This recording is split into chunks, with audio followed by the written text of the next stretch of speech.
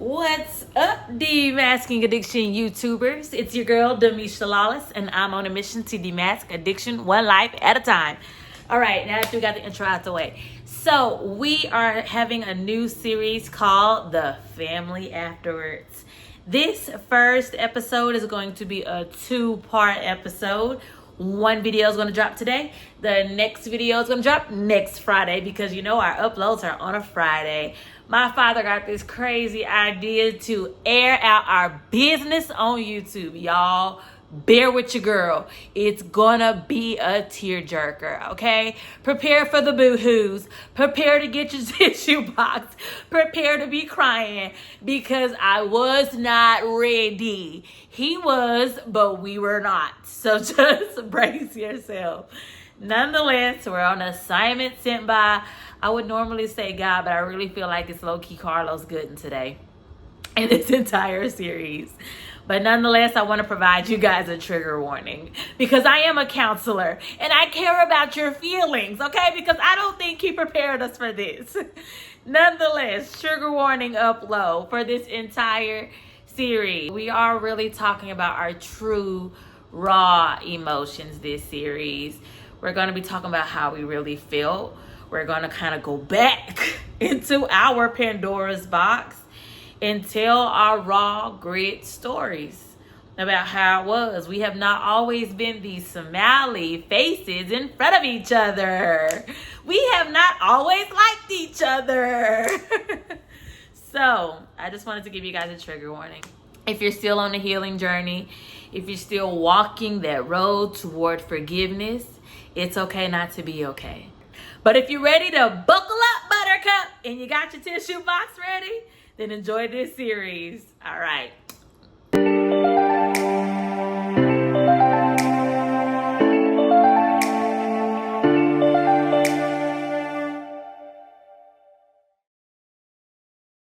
We are back with another one. As you can see, I have a special guest, but before I introduce her, I would like to send a shout out to my business partner and the founder of DeMasking Addiction, Demisha Lawless. Hey, Misha. I miss you. Hey, Misha. She's doing an awesome job, and I'm super proud of her and her endeavors and the things she puts forward with DeMasking Addiction. Now, back to my special guest. I'm going to share a few things to you about her.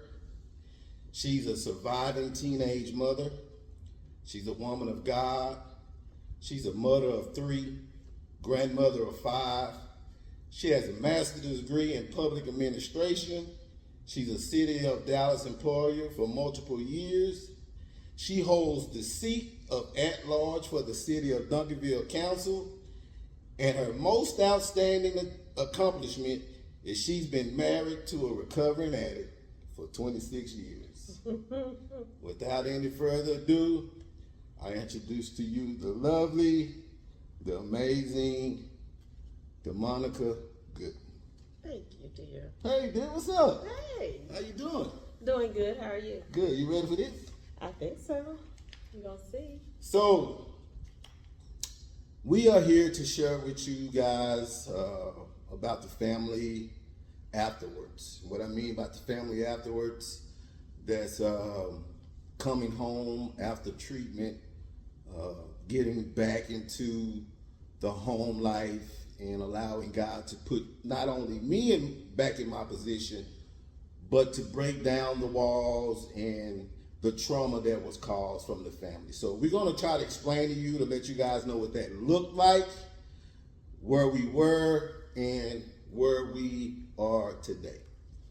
So before I get with her, I'm gonna give you some numbers now, okay? Okay. So we were married in 1998. Mm-hmm. I first went to treatment in 2008. I would say 2007, wasn't it? 2008. I know my first clean date. Okay. I can even describe what happened on the date, but this not for this. So that equals 10 years from when we got married to me first going to treatment. So I went to treatment in 2008. I went back in 2011. Okay? You got me. Okay. So, the ages of us all, I'm taking you back to start us off.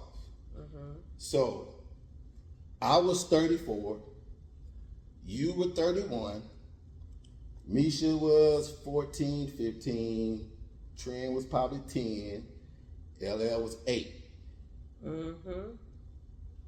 So those were the ages of me, you, and the kids when I first went to treatment. So I'm gonna ask you some questions, and I just want you to share with the people. We just gonna have a conversation and talk about how things were when I came home. So I pray God covers your mind and your heart to be able to go back and resurface some of this stuff. But I appreciate you. My palms are sweaty. I appreciate you. So, question number 1. When did you realize that I had a problem with drugs and alcohol? So, for me, that's kind of hard to answer because for a long time, you know my upbringing. I was brought up in a 2-parent home, and Daddy was pretty much faithful to the family and present in the home and wasn't the type to go hang out late and all that type of stuff. So, I can't say that I knew that you was an addict when you were not coming home immediately because I didn't know addict tendencies at the time. I want to say when I was surely aware of your addiction or started suspecting some things is when we stayed at Cedar Hill? No, it was at Pleasant Run Apartments in DeSoto. And So was that before, the apartments was before? that Cedar apartment Hill? was before, no, that apartment was before we moved to Red Oak. It was a while before I accepted the fact that you had a problem. Right, Because I didn't know how to recognize the signs. right. So I didn't know what to look for. What I did notice was some signs where your hands were feeling clammy, nose would sometimes run, mouth would sometimes be a little slurred. And And twitch like Bobby Brown. Because you Twitch. say, ask me, why your lips always like that? You Why know? your lips crooked? What's wrong with your mouth? Oh, thank you, Lord. Why your lips look like that? That and you were hype. You would be really hyper, and so that's when I started getting suspicious. And then one time, something just clicked that I said, "No, he's not an addict." Who else helped me was the older ladies at church. Remember we used to sit around, Mama Joyce and Mama Katie and Mama Jessie and all of them, and Mama Joyce was a recovering addict. Right, but that was years down the line. That's how I'm telling you. So I was drinking from day one, and I knew you drank, but I wouldn't have classified you as an alcoholic. so let me tell you this. I'm gonna give you some of those stories, and we're just talking. So I don't even know if you knew this. I could share this because on our wedding day, I had to drink 2 bottles of Boom Farm.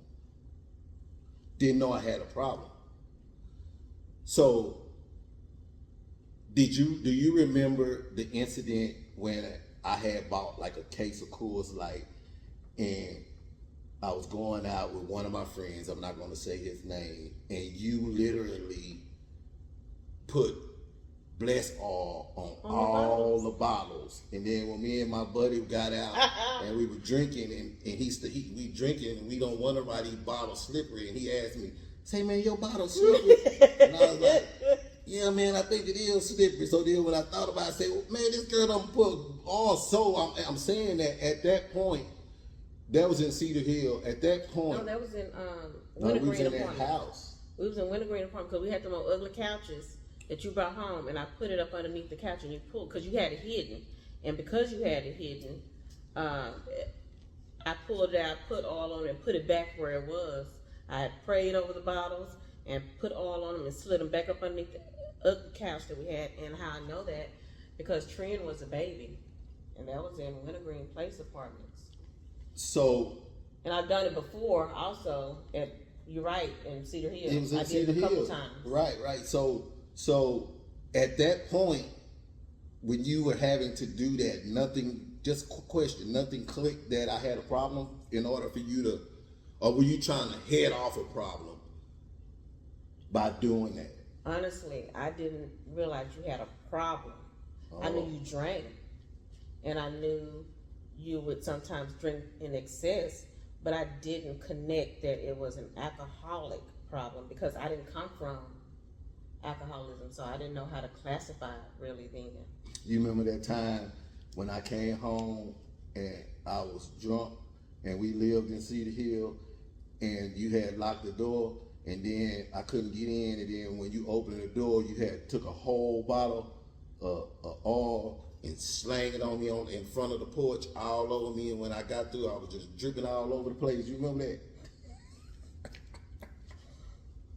Look at you now. Yeah. So I'm throwing in funny stories, y'all, so we can stay comfortable and peace, because we actually went through some traumatizing moments, y'all, and we can sit here and laugh about it as we share. But these are true stories and the effects of what alcoholism and drug abuse can not only do to that person but to the family.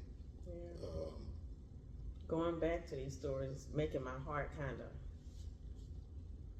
and hands sweaty and a little nervous, but we're gonna do this. We're gonna be all right. There's one thing I know about the disease of addiction and addiction is that it doesn't want you to expose it.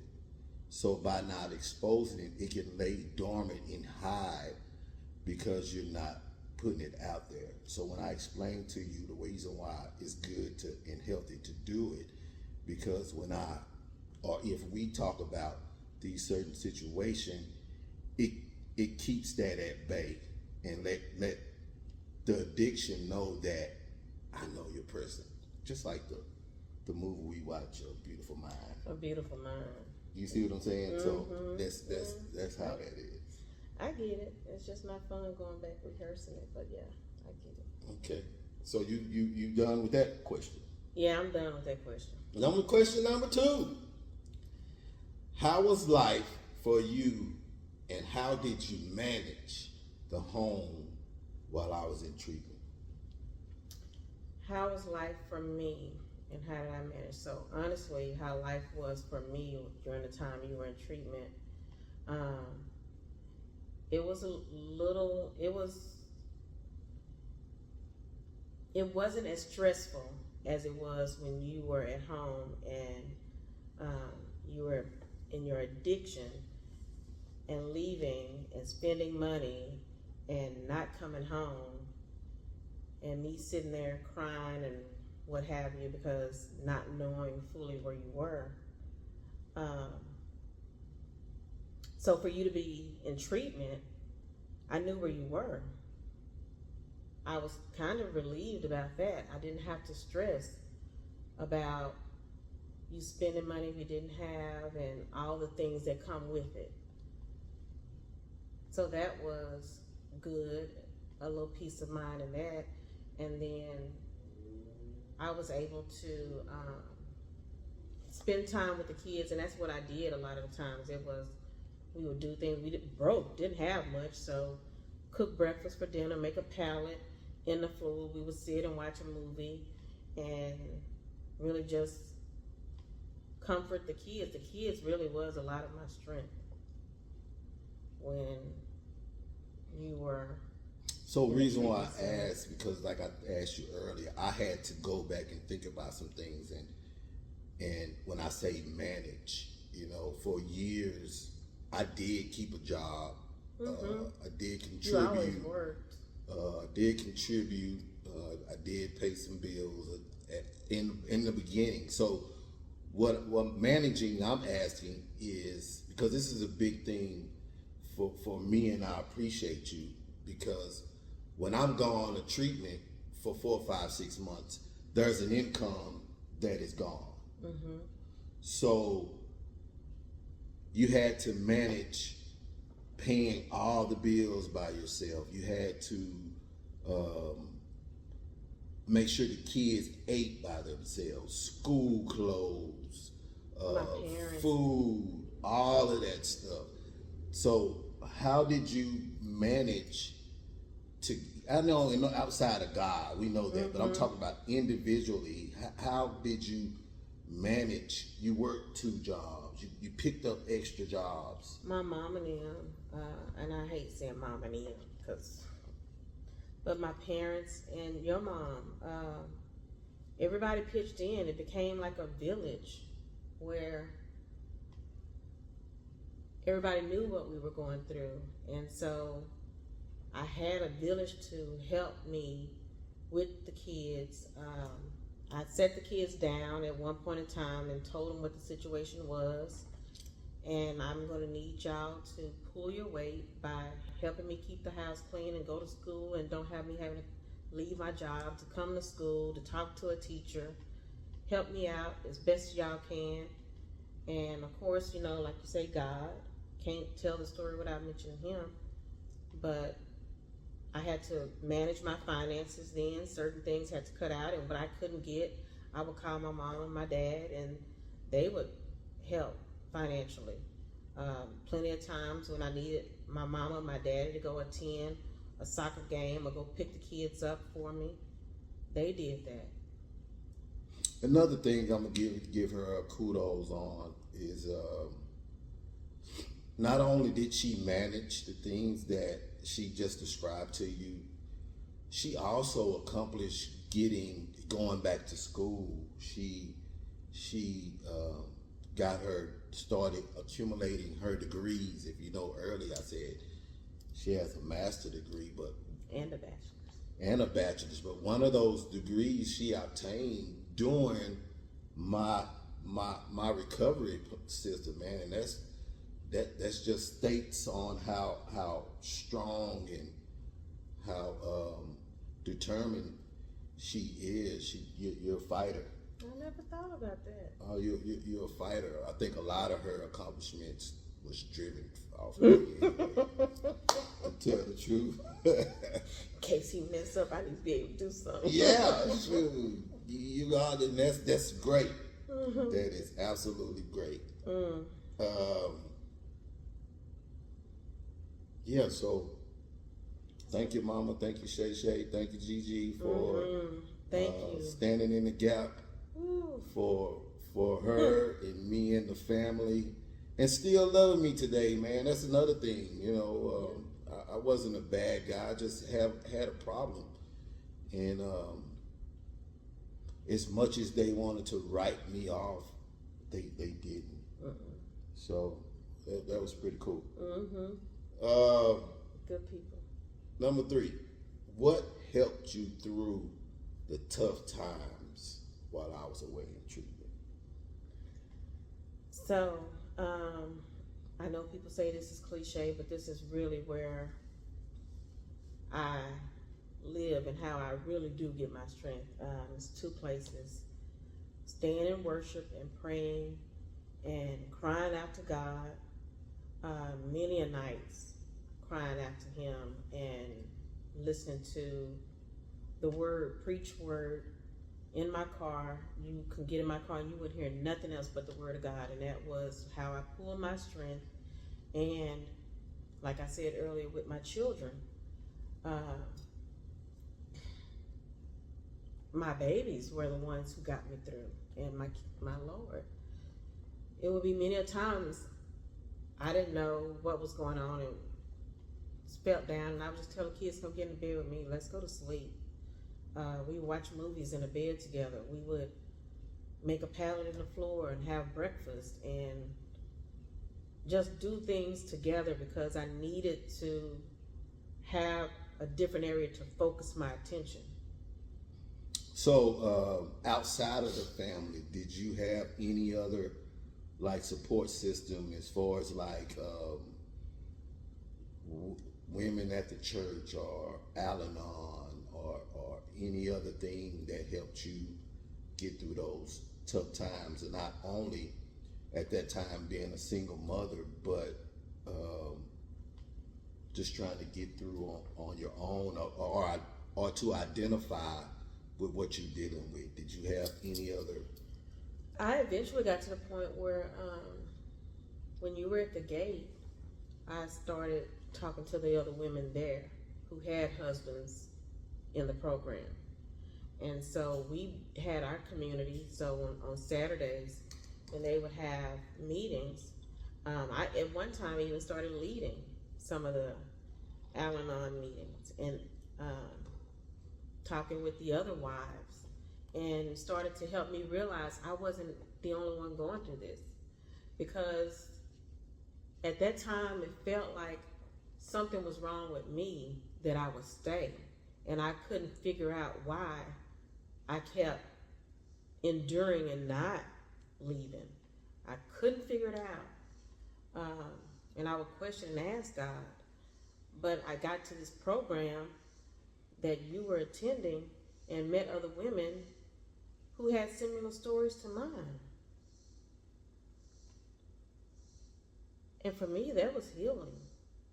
It was healing because we all prayed for one another. We all encouraged one another. We all understood. It was no judgment. It wasn't, you stupid for staying with him. And it wasn't any of that. It was support. And then Brother Bussy, the things Brother Bussy said and the healing he exposed me to, I have nothing but respect for that man. Too great man of God. We appreciate you. If you're watching, shout out to Brother Ovid Bussy. Yes, because he told the truth. He let me know that what I was feeling and what I had been thinking, I wasn't wrong for thinking it, and I had a reason for feeling the way I felt, and I was justified, and my feelings were valid. That's what I got from Brother Bussy. Not that I needed somebody to pat me on the back, but I needed somebody to tell me I wasn't crazy, and he gave me that.